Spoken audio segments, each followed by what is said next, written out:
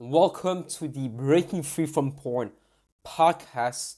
My name is Samir, and today we're going to discuss how the porn recovery industry has kept you stuck.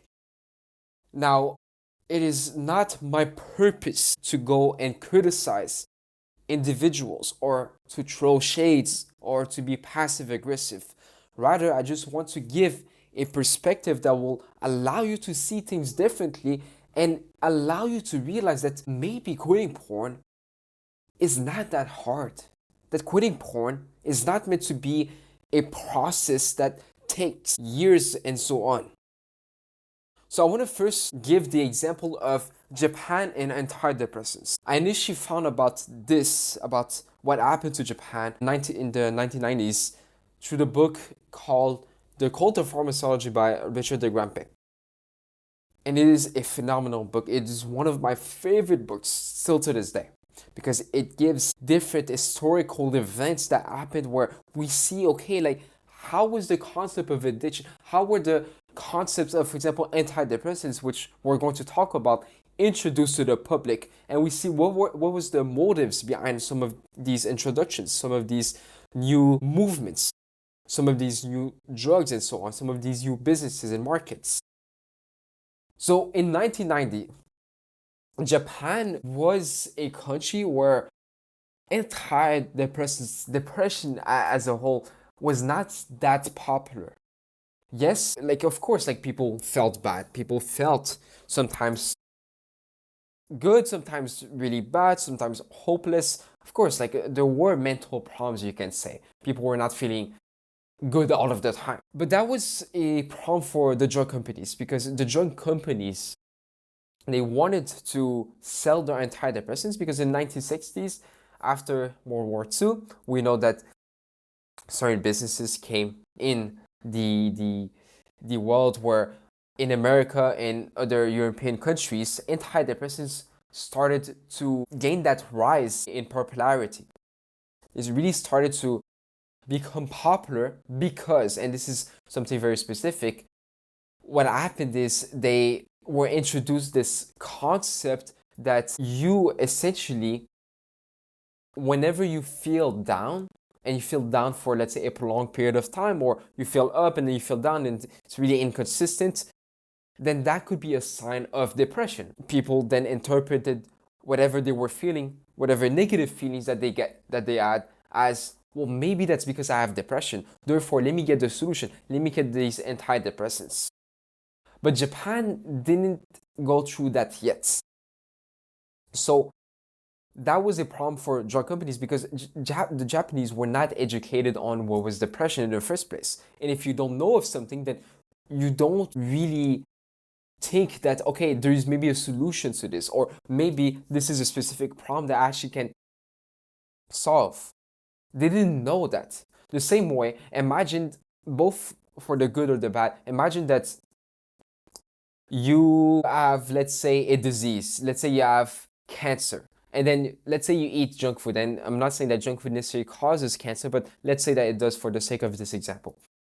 Let's say that you have a disease and you eat junk food, and all of your life you get told that eating junk food, yes, it's bad, but it's not like that bad. Like you're not going to get cancer because of that. You might get cancer because of the sun. You might get cancer because of stress, whatever. Let's say these are the reasons that you think are the reasons why you have cancer. So you eat junk food, but it just worsens your health, and you now have cancer, and now you just continue on eating junk food thinking that it's normal. What happens is, because you lack that knowledge, because you lack that information that junk food might be actually causing that cancer in the first place, well, guess what happens? You just keep on doing this and this and you just keep on making your health worse and worse and worse. But then this concept, this thing that I just told you about, can also be applied to, you can say, negative things, or applied in the opposite way. What do I mean by that? When Japan didn't know about depression, whenever they were feeling down, whenever they were feeling hopeless, whenever they felt very, really negative, they didn't think, okay, I have what we call depression. Let me attribute those this emotional instability as depression. This is a sign that I have depression, because they didn't know depression was even a thing, so they couldn't attribute it to the concept or the disease, quote unquote, of depression. So then what the pharmaceutical industry did is they obviously wanted to make money. I mean, it's a business. It's not like they just want to give certain for no reason. Well, humans, they want to do things for their own self-interest. We all know that.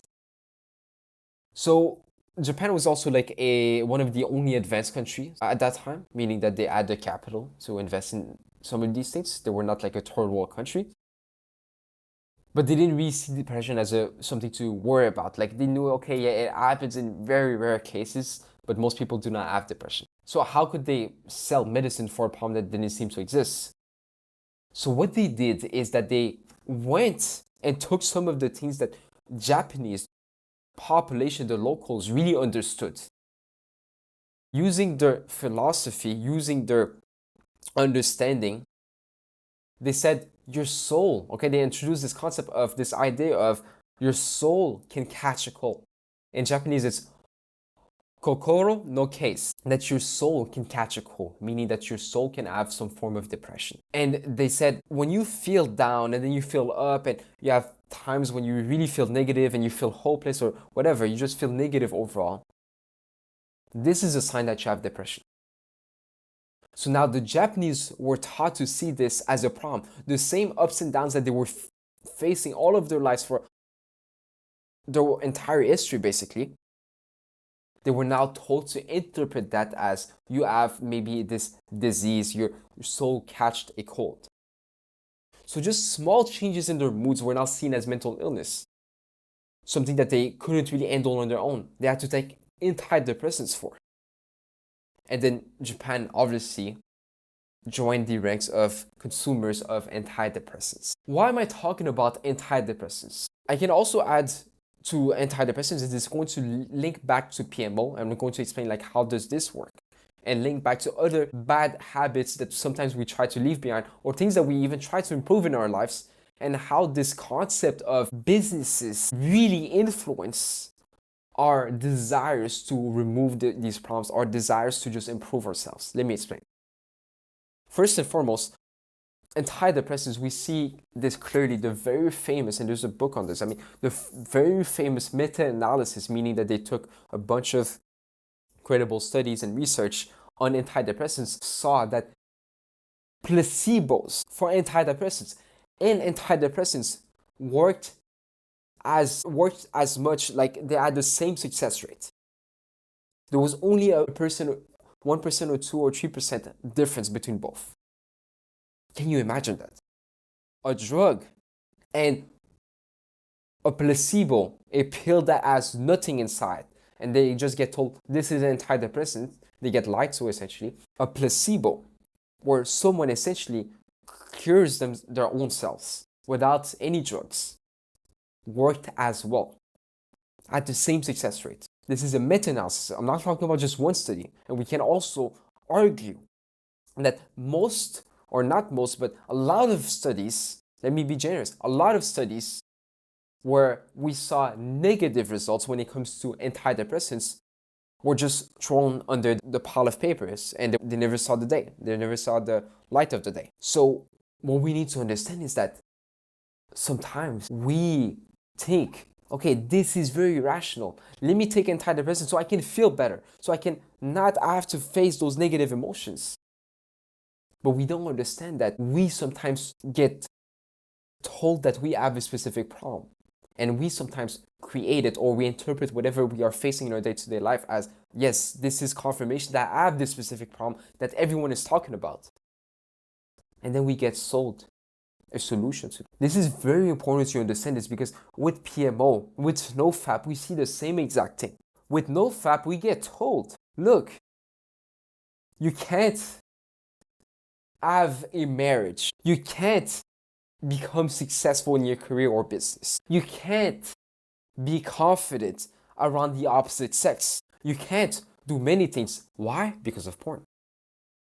Not because, and this is my personal argument, not because of what actually you didn't do or what actually you didn't practice. Like, for example, if you lack confidence around the opposite gender and you want to be married and build a family, well, maybe you just never went out there and tried to do something. Now, I'm not saying that quitting porn is not going to help with that. For sure it will.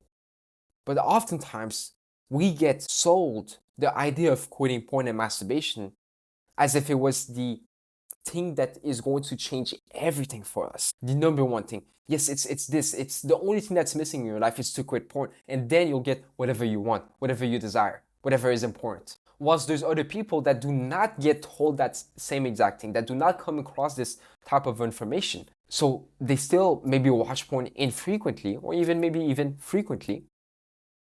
And yet they get the things that we want to get that we think we need to quit porn for. They get married and then maybe they quit porn, or maybe they quit porn before getting married, or maybe they quit porn a year after getting married. I've talked to people that they left porn the moment that with their wives they got the announcement that there was a child on the way. They only quit porn then. There's people that still watch porn whilst they have children's. But why is it that for us we think, okay, when it comes to quitting porn, I need to quit porn and then I'll have the confidence so I can have a family and be married and so on. So then I can start my business and really put in the work, because right now I'm not productive because of porn. You see how we took a small little problem. Now, sure, morally it is a huge problem, but I'm talking about physically. It is a distraction. It is something that wastes your time, energy, and so on. But it cannot completely hold you back from pursuing different things in life. But we get told that yes, porn will rewire your brain, and we get educated on that porn is an addiction that is as bad or even worse than drug addictions. That porn hijacks your dopamine, and that's why you can't even focus. That's why you can't even get anything done. That's why you haven't achieved anything. Rather than looking inwardly and asking yourselves, yes, that's true to a certain extent, but on my side, I can still do certain things. I do not have to rely on quitting porn before I can do certain things. Yes, I can quit porn now, and it will be better for me. But you don't want to fall into, sorry to use that word, but mental masturbation, where you think, I need to solve this problem, and then everything will just fall in line. We see the same exact thing across different industries.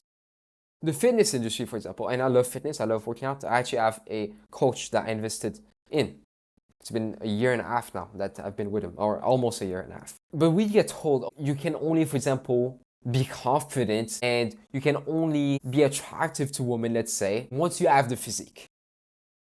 But we all know people that do not have the physique, that are maybe skinny or maybe even overweight, yet they are attractive to the opposite sex. There's different industries. The business industry is a big one, the entrepreneur space.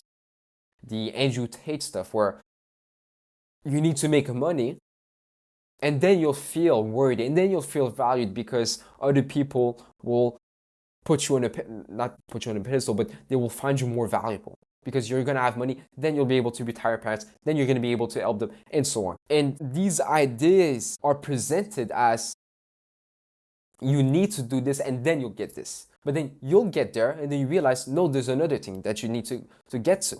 The people that take antidepressants, do you think that suddenly they're all happy 24/7? That there's not something else that they're going to be chasing? The people that quit porn, do you think that suddenly their life is just rainbows and flowers and they're just satisfied and they don't need to chase anything new? There's always going to be another problem anyway. The same people that say, the moment I quit porn, then can be confident because porn held me back for all of this time. The moment I quit porn, then I'll start my career or business because porn is holding me back from being productive. The moment I quit porn, then I'll get married and have a family because porn is holding me back from how I carry myself and so on. And yes, there's some truths to it, but I'm telling you, if you do quit porn, you'll see it. No, I need to then work on this specific thing in my life. Then I'll be able to get married and have a family. Or no, I need to work on this specific, let's say, mental limitation I have, limiting belief that I have in regards to productivity in business and careers. and then I'll pursue my career or business. This is what's going to happen. So be careful with what you're presented with apparent problems that are then you see a solution for them. People tell you, okay, you need to, and look, I'm not against that, but you need to work on your traumas and then everything will be so much easier for you. And I do think that if you work on your traumas, quote unquote, there's going to be a lot of advantages depending on how you go about it. I like memory reconciliation, for example, which is a process where you go and change the events of the past, you update them so that whatever bad memories that you have that still kind of affect you still to this day, you kind of like alternate them, you update them. Therefore, you see them differently and therefore they do not have the same impact on you. So you take, for example, someone that bullied you and you go back to that event, then you think of a positive outcome from that event rather than the negative outcome that happened, and that updates your memory in your brain. Very nice. But then if you say, okay, I really need this, I cannot function without this. This is where the problem is. I really need antidepressants. Let's say the Japanese, oh yeah, I now really need antidepressants or else I can't live a good life. We gotta just realize that we live in a capitalistic society. Capitalism is one of these things that we just fall for. We think, and this is something I've talked about a lot with my students. We think, for example, and I'm going to go into the tangent because this is going to be important. I can only feel worthy the moment I achieve something or the moment I work hard. And where does that come from? Does it just come from the fact that we are masculine and we want to achieve things and we have a natural drive to just go after it? Okay, maybe to a certain extent. But why is it that women also do this? They think nowadays, I really need to achieve things and have a good career and provide for my family and so on. I'm not saying there's something wrong with that or something good. What I'm saying is we place so much of our self-worth on our achievements and on our work ethic, and we think that the only way that we can feel worthy is through achievements or by working very hard, just because we live in a society, we live in a world where we get told, yes, you can only feel worthy the moment you achieve something.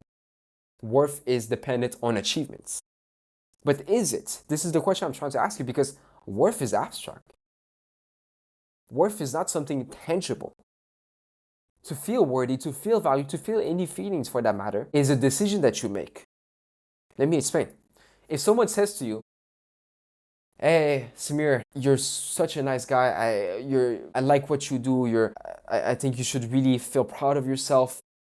What you did, what you achieve, I think like that's amazing. I wish to be like you, whatever. I can think, okay, what he said is something which I think is true. Therefore, I'm going to feel worthy. But then on the flip side, if that same person comes up to me and says the same exact thing, but I think that he's saying this because he wants to get something out of me, therefore it is not genuine, what's going to happen? The same exact words were said, but I'm not going to feel worthy.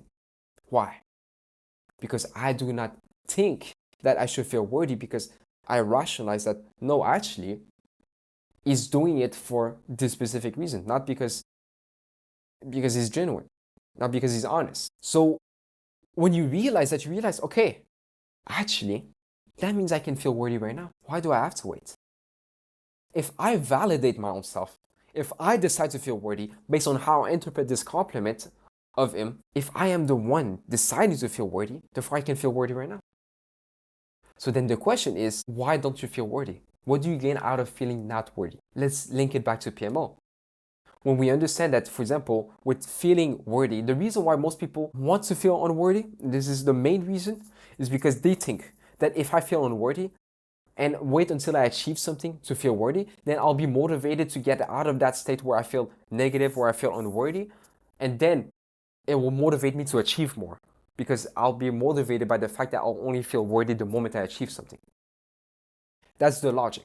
Essentially, you'll have a better, you'll work harder and you'll be more willing to do more when you feel unworthy. That's the belief that most people have. But when the person, the individual, realizes, no, actually, I can feel worthy right now and actually get more done. that's when he's like, okay, let me just feel worthy right now. Let me be even delusional. I know society, the people around me, my environment, might disagree with me. They might think, I know I'm not worthy enough because I haven't achieved X. I don't have a salary of $1 million a year like they do, let's say, for example. And also, how does that link with PMO? How does that link with porn and masturbation? With quitting porn and masturbation, with quitting PMO, what we need to understand is people use that same logic where they think, okay, I'm going to wait until I quit porn and masturbation, or I'm going to make quitting porn and masturbation so important to me so that I can get a sense of achievement, so that I can get a sense of I've done something. But what they do actually is they know that, and this is something which some people disagree with, but I'll argue for this, and I have full conviction in this, that people know that quitting porn is actually not that hard. Yes, maybe unconsciously they have limiting beliefs, but they know that quitting porn can be a decision. They can just face their desires and just eventually leave it. And this is not me trying to be passive aggressive. This is me saying that people know, there's a part of them that knows that, yes, I have control over this. But sometimes they just want to put it under the rug because they think that if they fully admit this and they then watch porn, then it'll feel just worse, essentially. So the thing with porn and masturbation, making quitting porn and masturbation a goal, is that oftentimes it saves a person from facing real adversity, real challenges, and real life, really. When you make quitting porn and masturbation something, you wait until you quit porn and masturbation to feel confident, to feel this and that. You might think in the back of your mind, okay, if I feel confident right now and I try to go in real life and talk to the opposite sex, go and do business and pursue this career, I might be faced with a lot of adversity and this might just overwhelm me. Therefore, let me wait until I quit porn so then I can feel confident. This is the delusion, where it's like we wait until a certain moment before we feel something. We wait until we quit porn. Whilst we can feel confident, despite the fact that we watch porn, there's so many people that do watch porn. I mean, the percentage of people that watch porn is high. And a lot of people still feel confident. A lot of humans are confident, despite the fact that they watch porn, simply because they do not make this association that I can only be confident if I don't watch porn. This is very important that you guys realize this. And I'm almost shooting myself in the foot here by saying these things because I am a coach and I help people quit porn. It's what I do full time. So I really hope that you guys can see that you don't want to hold yourself back. You don't want to fall into this trap of, okay, I can only get this the moment I achieve this. I can only feel this way or achieve certain things the moment I get to this certain point. No, you can feel this way and you can pursue these things right away. And this is what you need to understand. So this is it for the podcast. I hope this was helpful and I'll see you guys in the next one.